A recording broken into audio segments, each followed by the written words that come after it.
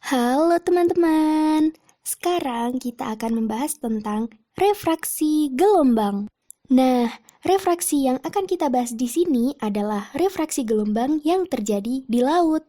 Nah, jadi teman-teman, sifat gelombang yang datang menuju pantai tidak hanya dipengaruhi oleh parameter dan karakter gelombang itu sendiri, melainkan juga sangat dipengaruhi oleh kedalaman air dan bentuk profil pantainya.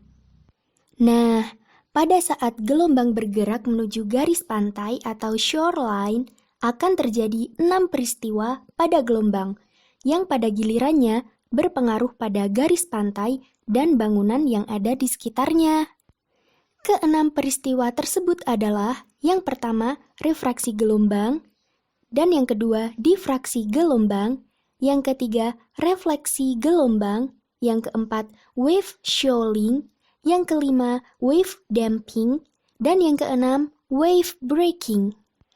Oke, informasi tadi bertujuan untuk menambah pengetahuan teman-teman tentang sifat-sifat gelombang. Sekarang kita langsung aja yuk masuk ke pokok pembahasan. Refraksi. Nah, teman-teman semua pasti pernah kan jalan-jalan atau main ke pantai? Ya iyalah, suka jalan-jalan, masa nggak pernah ke pantai? Oke. Jika kita perhatikan gulungan gelombang laut yang bergerak dari tengah laut menuju tepi pantai, ketika masih di tengah laut, gelombang tersebut biasanya bergerak ke berbagai arah. Tetapi, ketika semakin mendekati garis pantai, seolah-olah otomatis jajar dengan garis pantai. Kemudian, pada saat pecah, gelombang laut tepat sejajar dengan garis pantai. Nah, fenomena tersebut merupakan salah satu contoh refraksi gelombang, di mana refraksi gelombang atau juga disebut dengan pembiasan gelombang adalah peristiwa perubahan arah gelombang yang bergerak ke arah pantai dari kedalaman air yang dalam menuju kedalaman air yang dangkal. Karena adanya perubahan kedalaman air, peristiwa refraksi gelombang diakibatkan oleh perbedaan kecepatan gelombang yang biasanya disertai juga dengan perubahan panjang gelombang yang mengecil. Untuk membantu teman-teman lebih memahami hal ini, kita tinjau pembiasan gelombang laut pada saat gelombang laut bergerak dari tengah laut menuju tepi pantai.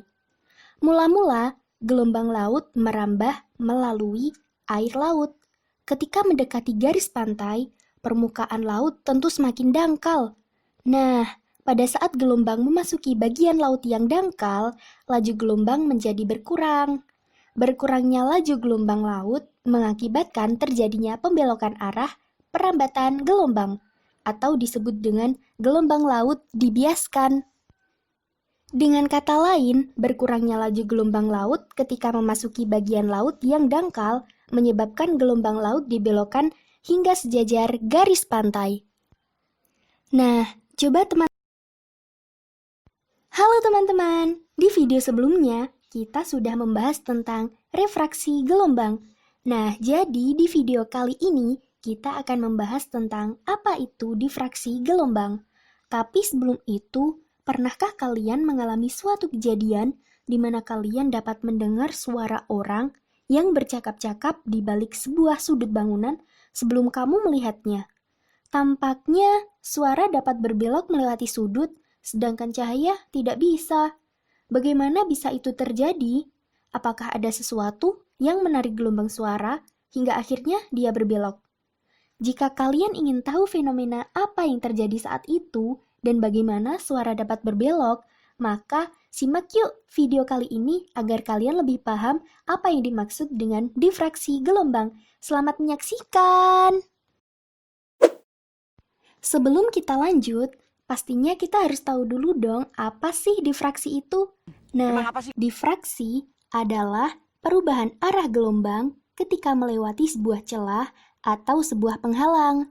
Difraksi dialami oleh setiap gelombang, baik gelombang mekanik seperti air dan bunyi, maupun gelombang elektromagnetik seperti gelombang cahaya. Salah satu contoh yang paling jelas adalah gelombang air.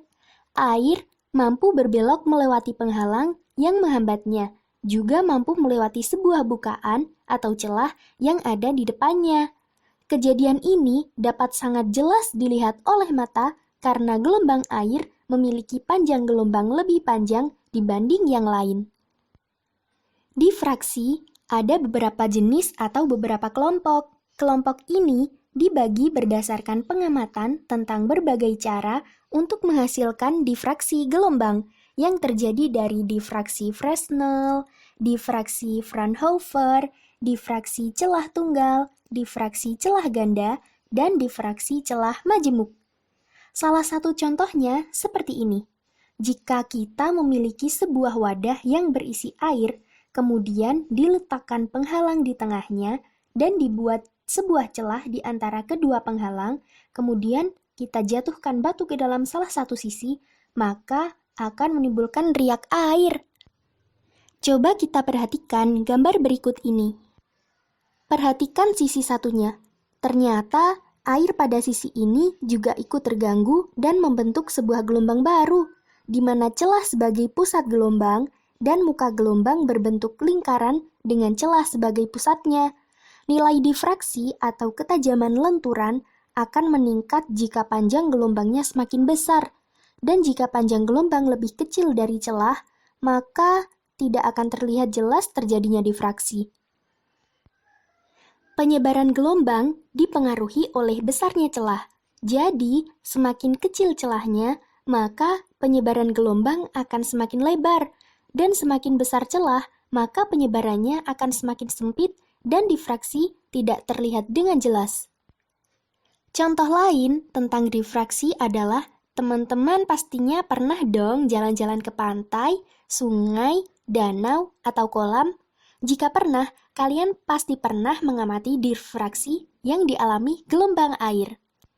Difraksi juga dialami oleh gelombang ketika melewati suatu penghalang. Kita bayangkan penghalang di sini adalah sebuah pulau kecil ya. Apabila panjang gelombang lebih besar dari lebar penghalang, maka gelombang membelok melewati penghalang tersebut, seolah-olah penghalang tersebut tidak ada. Sebaliknya, apabila panjang gelombang lebih kecil dari lebar penghalang, maka akan ada daerah bayangan di balik penghalang tersebut. Semakin besar lebar penghalang, semakin besar pula daerah bayangan. Yang dimaksudkan dengan daerah bayangan di sini adalah daerah yang tidak dilalui oleh gelombang atau gelombang yang melewatinya memiliki amplitudo yang sangat kecil. Berikut adalah suatu contoh gambar difraksi pada gelombang air ketika dilihat dari atas. Jadi, begitu teman-teman. Sekarang sudah tahu kan?